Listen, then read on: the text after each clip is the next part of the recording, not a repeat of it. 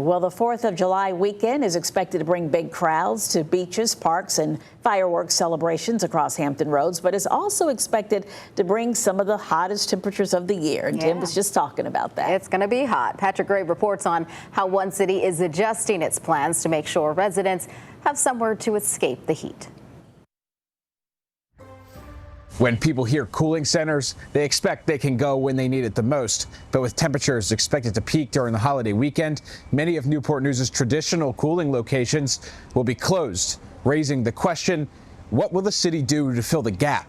With temperatures this week possibly climbing over 100 degrees, Newport News Fire Chief Wesley Rogers says his biggest concern is for the people most at risk. Well, we always worry about those that have medical conditions already. Pre-existing medical conditions can put you at greater harm when you're in these type of conditions. With the hottest weather expected to arrive during the 4th of July holiday weekend, Rogers says city departments have worked together to prepare. The goal is making sure residents know what resources will be available and where they can find relief from the heat. Not only getting our parks and recreation to make sure our communications department, to our public safety, both police and fire, make sure that we're all aware where things are open up the city. But the heat is coming just as government buildings close in observance of the holiday, closing the much-needed cooling centers inside as well. Chesapeake and Virginia Beach both tell 13 News Now they're continuing to evaluate whether additional heat relief options may be needed. But Newport News and Portsmouth say they've already made changes to ensure residents still have access to cooling relief. We'll still have our community centers that will be open for those days, so we'll still have some availability of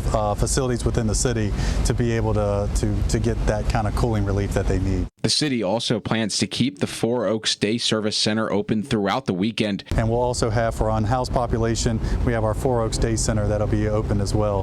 Patrick Gray, 13 News Now.